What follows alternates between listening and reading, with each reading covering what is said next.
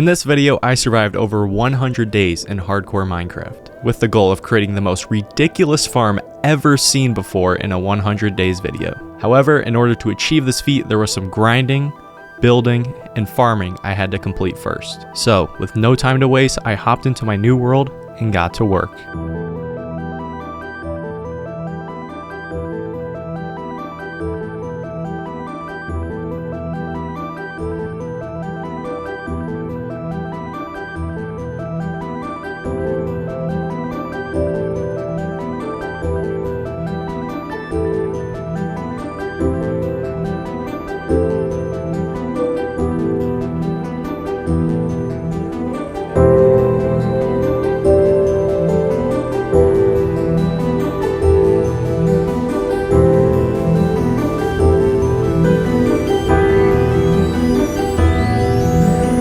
That's right, what most other 100-day YouTubers might determine as their final task, I managed to do in just 24 minutes.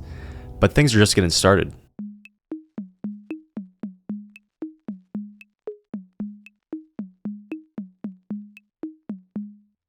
So on day one, I spent the day getting to know the area around my village. I chopped some trees, started on a strip mine, and with my insane, very talented building skills, I connected 2 villager houses together and made a little starter base. On day 2, I continued working on my insane house just a little bit more, chopped a few more trees. Then eventually I got bored of that building, so I went back to mining towards diamond level in my little strip mine. And on the way there, I found a mine shaft actually, so I spent the rest of the day exploring that, just mining iron and collecting rails, which I'll never use by the way. On day 3, I continued mining before going back up to my house and starting to prepare for the first of many farms, which is an iron farm. It will be very useful as almost every single crafting recipe in this game has iron somewhere in it. Lastly, I spent the entire night lighting up the area around my base to prevent mobs from spawning. On day 4, I continued putting down more torches in the morning, and then I spent the rest of the day collecting a few more resources, flattening the area where my iron farm is actually going to go, and I spent the rest of the day just crafting the materials left for the iron farm. Then during the night, I just continued lighting up the area around my base, and I started a tiny sugarcane farm so I can eventually get a maxed out enchant table. On day 5, with everything set, all my materials ready and crafted, it was time to start building the iron farm.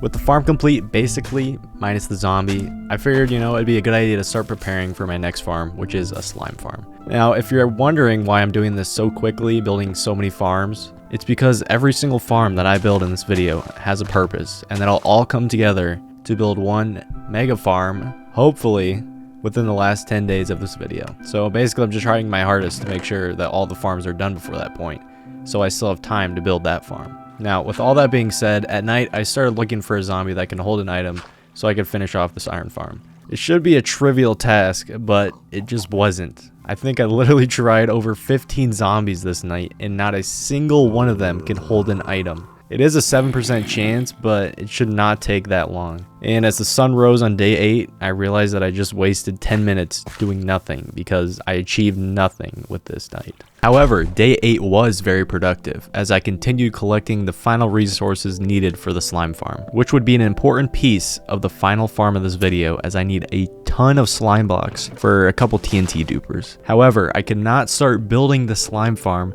until the iron farm was finished because I need a ton of iron pickaxes to mine out the area. So I spent the rest of the night just trying to get a zombie that could pick up items, and my luck was so bad doing this, so bad that I literally went into my creative testing world to see if this feature was even in the game. And of course it is in the game, I'm just really unlucky. So as the sun rose again, after maybe 30 zombies, I had still not found a single one with the 7% chance to pick up items. So I literally just considered going mining and looking for a name tag, as it would most likely be faster at this point. And that's exactly what I did on day 9. After traveling to a nearby village for some bread, I headed into the mines collecting all the ores I could find and praying that one of the mineshaft chests would have a name tag. Instead, what happened is that I almost died to a cave spider, and eventually I just gave up and headed towards the surface. On the way up, I found a zombie, and I decided, you know what, maybe I'll try to see if this one could hold an item, and you'll never guess what happened.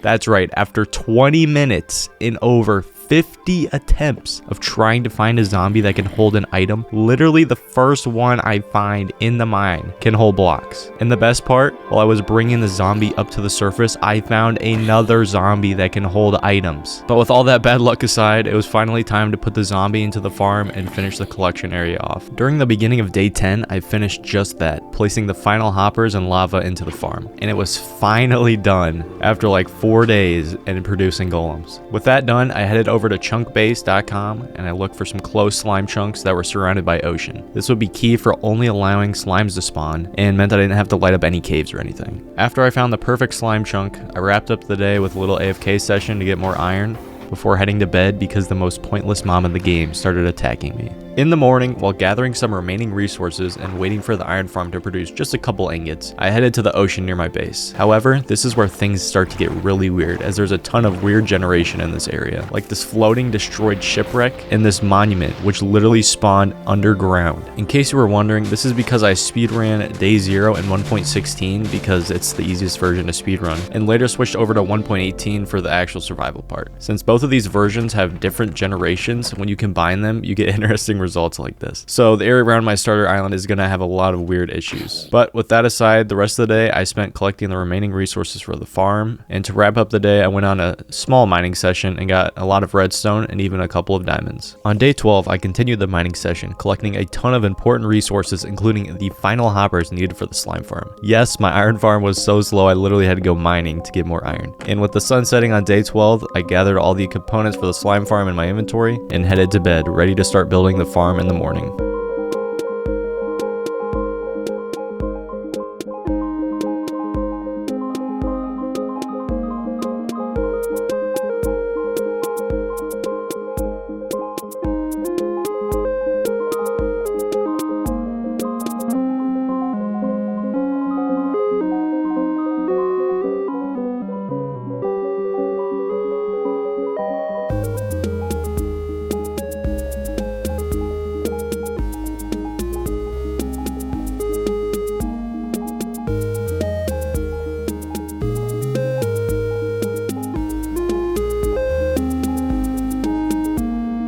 With the farm done on day 18, I headed back to my base to begin preparing for, guess what, yet another farm. This time though, it's a general mob farm, which would be crucial in giving me enough gunpowder for a bunch of stacks of TNT. I would also like to point out that I spent like 2 hours coming up with this design myself, only to discover when I finished that I basically copied an Mango design unintentionally. With that said, at night I went around killing all the spiders that I could find, as I need 31 dispensers for this farm. Eventually I remembered I have a massive mineshaft under my base, so I went down there to farm the cave spider spawners. But guess what? The unthinkable happened once again.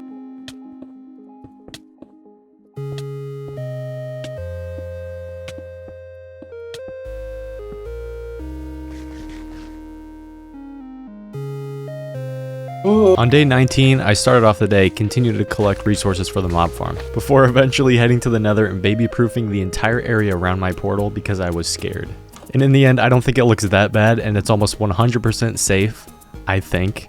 Anyways, to wrap up the day, I headed back to the overworld and found a trident drown trying to kill my villagers. Isn't that just awesome? On day 20, I began crafting some of the pieces of the mob farm. Then, before I went caving, I placed down 2 very relatable and, must I say, very true, signs. In the mines, I found a massive cave right under my base and spent a majority of this day looting all the ores I could find, which was mainly just a bunch of redstone and lapis. To wrap up the day, I went back to the nether and mined a bunch of quartz, which I will need for both comparators and observers for the mob farm. Skipping past day 21 real quick, because literally all I did was strip mine. Apparently I did the exact same thing the next day, so I guess we'll skip another day. On day 23, I spent the first half of the day traveling to the end stronghold that I had found on day 0. Once there, I began making the portal room just a little bit safer so creepers and zombies would not sneak up on me. When I finished with that, I created another portal so it'd be easier to get to the stronghold if I ever wanted to come again. And after a bit of calculating to make sure that the portal was in the right coordinates, I headed back into the stronghold and into the end. Then I basically just repeated the same exact baby proofing process that I had done in both the stronghold and the nether, first starting with expanding the tiny obsidian bridge that I had made. And then on day 24, I finished by continuing to create a safe staircase to climb onto the main end island. And after that was done, I built a barrier around the obsidian spawn platform. I collected the dragon egg, which for some reason I just have not collected yet, and finally created a safe walkway up towards the end gateway portal, which I never go through in the entire 100 days. So this is literally pointless, but I did it. With all that done, I headed back to my base and collected all the food and blocks I could find. Then I headed back into the nether so I could finish building the tunnel from my spawn portal to the one that I just built at the stronghold. On day 25, I continued mining and building the tunnel to the stronghold portal. And with the tunnel basically completed, I headed back into the stronghold to look for the library, whose books would be key for getting an easy max enchant table and meant I didn't have to farm any cows, and the sugarcane farm that I built was basically useless, but that's a past problem. Then on day 26, I finished the last little section of the tunnel before quickly heading back up into the end and jumping through the portal back to my base. Once there, I quickly set up a 15 bookcase enchant table right below the floor of my starter shack and got to enchanting.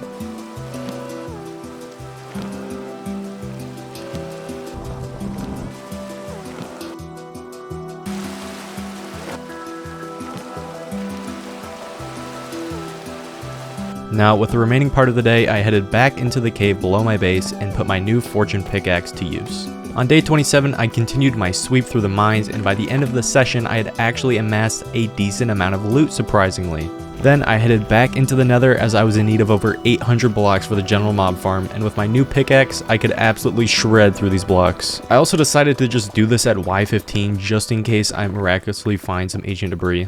Then in the final hours of the day, I did some light material crafting for the mob farm. When the sun rose on day 28, it was back to the mines for some high intensity gameplay. After I got done strip mining, look at the sign, do what the sign says or it's gonna kill you, do what the sign says right now, dude. Next, since it was the 4th of July and you know, America, I spent the rest of the day creating this fire fit. Whoa. On day 29, it was back to my 9 to 5 of strip mining, and boy did I strip, cause damn, 13 diamonds is crazy. On day 30, disaster struck. I tried for about 20 minutes to figure out this goddamn light Matica ghost block building thing for the mob farm, but hey, I got there in the end and I think it looks pretty good in that spot. The only issue now is that I actually have to build it. And with the sun rising on day 31, that is exactly what I began to do.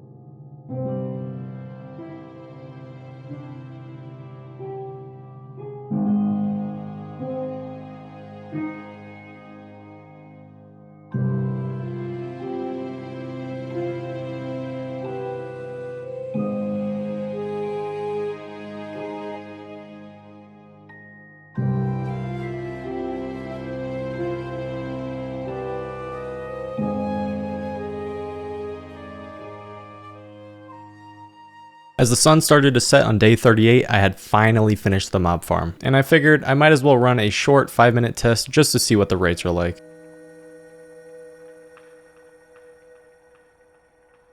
And as it turns out, 5 minutes is almost perfect to fill 1 double chest, so that's going to be very useful when I need to build a lot of TNT for an upcoming farm. During the rest of day 39 and into day 40, I gathered up and relocated the remaining villagers of the village and began trading with them in hopes to eventually get diamond armor, tools, and max enchants for basically free. This continued on to day 41, where I attempted the entire day to get the librarian to sell me a single protection 4 book, and of course it took until the final hours of the day before I finally got the trade I was looking for. On day 42, I did a little bit more villager trading before heading to the frozen ocean near my base to get a few snow blocks which I'll need for the obsidian farm. In the morning of day 43, I decided that it was finally time to do a little bit of terraforming. So I began to pretty up the path leading towards my base just a tiny bit. Then, with the sun beginning to set, I headed into the nether and towards the stronghold portal. Once there, I began to clear out the area under the stronghold portal for what will eventually be the overworld side of my next farm, the obsidian farm. Now, in order for this farm to work, I am going to need an endermite, and let me just say,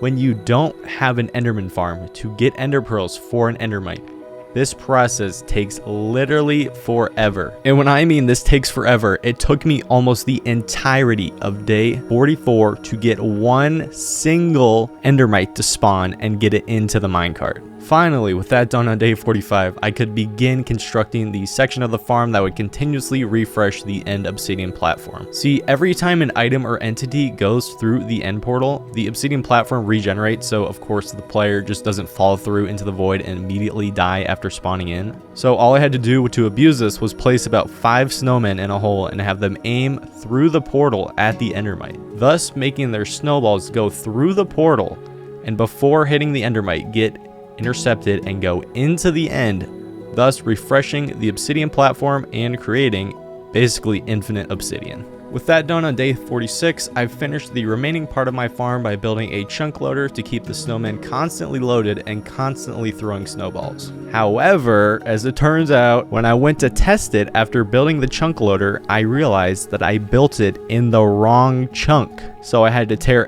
everything that I had just built down and rebuild it a chunk over. With that finally finished and in the right spot, I headed back to my base and decided to expand my pumpkin farm. Then I did the tiniest amount of villager trading before heading back into the end to run one more final test of the obsidian farm before I began to AFK. Then I proceeded to AFK for 6 Minecraft days, and this is what I got. Grand total of... Damn, bruh! Now that's a lot of obsidian. On day 54, I headed into the ocean and searched the entire day for the ever-elusive coral fans. After that, I headed home and expanded my villager area to wrap up the day. Then, on day 55, I grew some potatoes in order to hopefully get my villagers to breed so I can trade with more professions. Then, I headed towards the tiniest desert I've ever seen in my life and did a little bit of sand collecting. To finish off the day, it was back to the nether where I spent the rest of the night collecting some netherrack for an upcoming farm. During the morning of day 56, I finished collecting the remaining netherrack and headed towards the top of the nether where I clipped onto the nether roof, which will provide a great spot to build my new farm. After that, I built a portal and headed back towards my base, where I would pillar up and build a portal way up in the sky so it would link to my newly created portal on the nether roof correctly. Then, on day 57, I moved all the materials I've been collecting to the top of the nether. And with all that finally done, it was once again time to start building a new farm.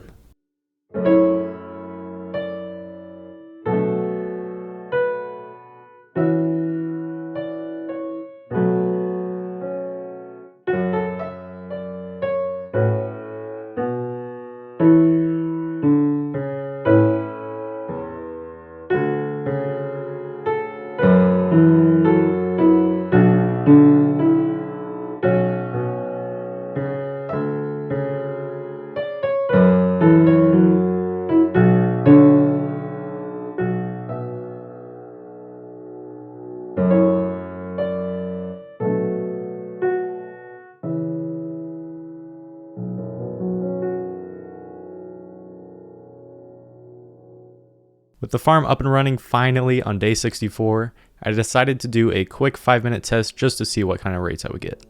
Let's see what we got. 15 over here, 5 over there. That ain't bad for 5 minutes and no looting. That's pretty good. After that, on day 65, I headed back to my base and decided to AFK until day 67, which would allow me to get a lot of bones and string, which I could use for both trading and for bone meal. And on day 68, I began preparing to use that bone meal, as I spent the entire day collecting all the resources I would need to make an automatic tree farm, which would be useful as by this point I'm getting a little sick of just making farms all the time and I kind of want to do just a little bit of building. This continued on to day 69, nice, where I finished collecting the last remaining blocks and items for the tree farm and started terraforming where the farm is going to go. This continued on to day 70, where I finished terraforming the farm's location before finally starting to build the farm. First, I built the collection area, which is basically just a bunch of water and hoppers, before moving on to the log pusher thing, which basically just pushes the logs into the blast zone of the TNT duper that I built at the top. And with that done, the farm was basically complete. So on the start of day 71, I did the classic 5-minute test just to see what the rates are like for the farm. Alright, everything looks to be intact, nothing broke. Love to see that. Now let's see what I got. Damn, bro. 5 minutes. It's like a stack of wood a minute. That's pretty good. On day 72, I continued trading with villagers in order to get bricks for a factory type building that I was planning on making near my house. However, as soon as I began building, I started to realize that this was just not looking good. I mean, just look at what I built. It looks terrible. So on day 73, I scrapped my entire plan and it was back to the drawing board. This time, I decided just to build mainly out of stone and deep slate, as it would hopefully look much better. Additionally, I actually laid out a general guide of what I wanted the building to look like in order to get the scale to be the correct proportions. This continued on to day 74, where I finished collecting the last remaining resources for this build before putting my head down and building non-stop for the next 16 days.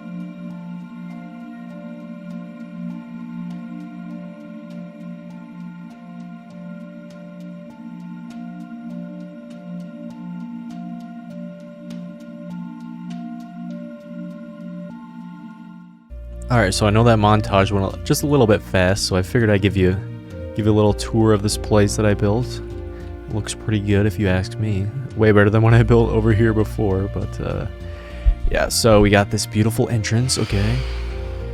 Are you kidding? Okay, so shut up. Man, I hate phantoms. Okay, this is my house. So, looks pretty good. You know, we got the flags up there, looking majestic. I decided to put like the bushes and pumpkins around. I don't know if that looks good, but I think so.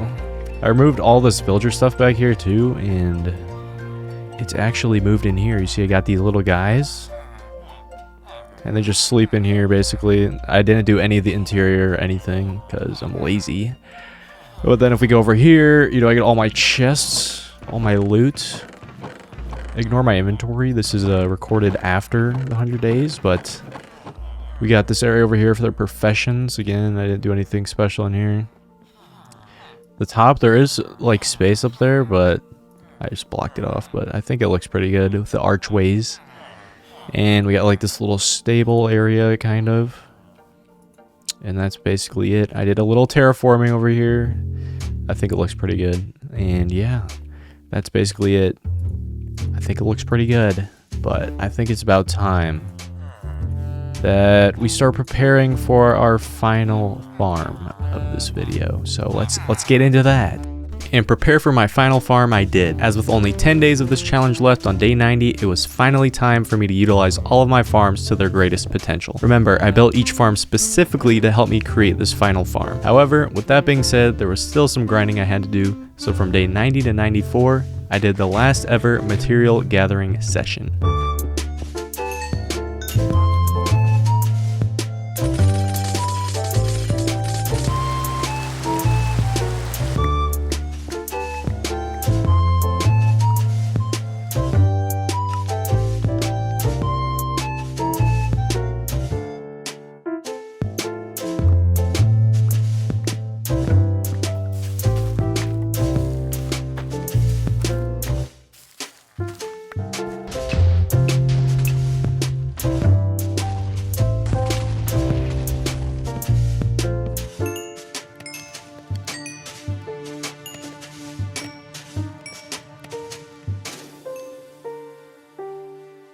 Now, with all the materials gathered, I filled up an ender chest and went to the location where I'm going to construct the final farm, which is the end. Now, I hope you are ready because this is what I have been working towards for the entire time I have been playing in this world. All the farms I have constructed, every single one of them, all the material grinding I have done, and anything and everything else I have done in this world has led to this very moment. So, with all that being said, I hope you enjoy the construction of the Ender Dragon Farm.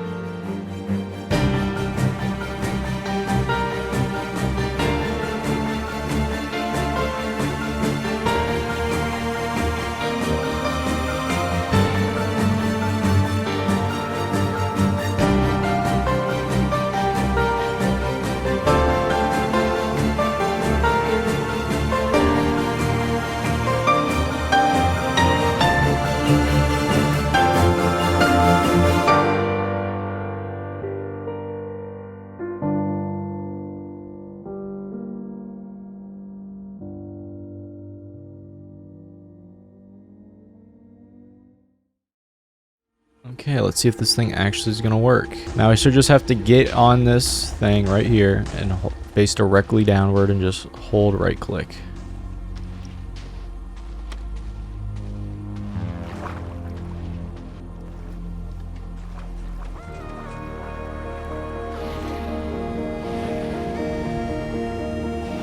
Alright, I hear the dragon. It's definitely spawned in.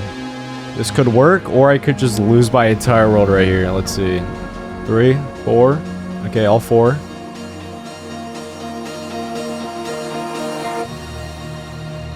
Yeah, I did it, man. Damn, look at the levels. It's going crazy. An entire 4 levels. That's insane. You know, was it worth it to build this farm? Probably not. But is it a flex? Of course. Anyways, if you enjoyed this 100 days, I would appreciate if you dropped a little sub. This is going to take me about 60 hours in total between the editing and recording, obviously. So I'd greatly appreciate it if you'd subscribe or like, or even you could dislike the video. I really don't care. Just do whatever you want. Hope you enjoyed, and that's about it for me, boys. Thanks for watching.